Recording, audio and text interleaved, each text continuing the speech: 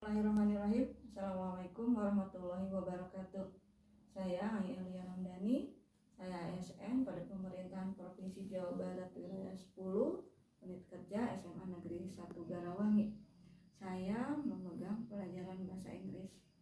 Pada kesempatan ini kita akan mencoba mempelajari adjective clause yang waktu di video terdahulu kita sudah bahas adjective clause itu apa dan sudah sampai pada penggunaan connected word atau relative pronoun di bagian who.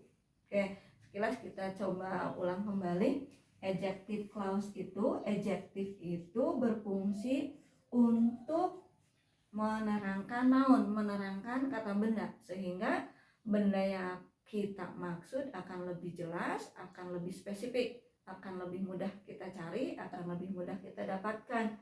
Misalnya kita disuruh mencari table, mencari meja yang bagaimana kalau ternyata di situ mejanya banyak, sehingga diberilah keterangan dengan menggunakan kata sifat, dengan menggunakan adjektif. Misalnya dengan kata big table, yang akhirnya kita bisa dapatkan meja yang dimaksud itu meja yang besar. Nah, itu fungsi adjektif. Nah, sekarang kita dengan clause-nya. Adjective clause itu diawali dengan kata who atau whom atau whose dan sebagainya. Nah, kemarin kita sudah sampai penggunaan who. Who itu berfungsi untuk menerangkan benda, terutama menerangkan orang yang dia sebagai subjek. Misalnya the man is my teacher. He lives next to me. The man, laki-laki itu seorang guru. Dia tinggalnya di dekat saya atau dia tetangga saya. Nah, yang akan kita terangkan adalah the man. The man yang mana? The man yang dia seorang guru, yang dia tinggalnya dekat saya. Sehingga untuk di adjective clause-nya menjadi the man who. Kenapa jadi who? Karena the man-nya menjadi subjek he.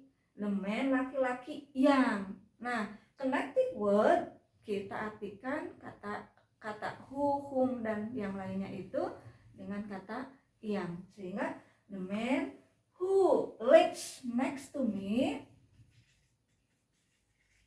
is my teacher.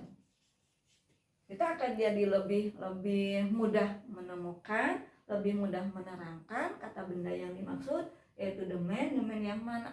The man yang tinggal di dekat saya, dia adalah seorang guru. Nah, itu penggunaan who.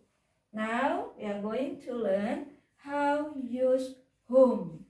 Penggunaan whom in adjective clause. Okay, let's see. The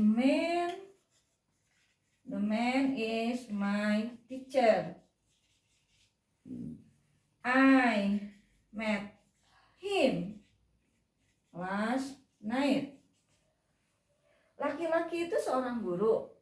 Saya bertemu dengannya tadi malam. Nah, kalau di sini kita tidak menggunakan who lagi, tapi menggunakan whom untuk connected word-nya di adjective clause-nya. Kenapa menggunakan whom? Karena the man yang dimaksud, laki-laki yang dimaksud, noun, kata benda yang dimaksud, dia berubah fungsinya sebagai objek. Objek itu yang dikenai tindakan, yang dikenai suatu perbuatan. Nah, laki-laki itu guru saya. Saya telah bertemu dengannya. Ya, yang dimaksud di situ adalah laki-laki. Laki-laki yang mana? Itu yang dia guru saya. Sehingga di adjective clause-nya menjadi the man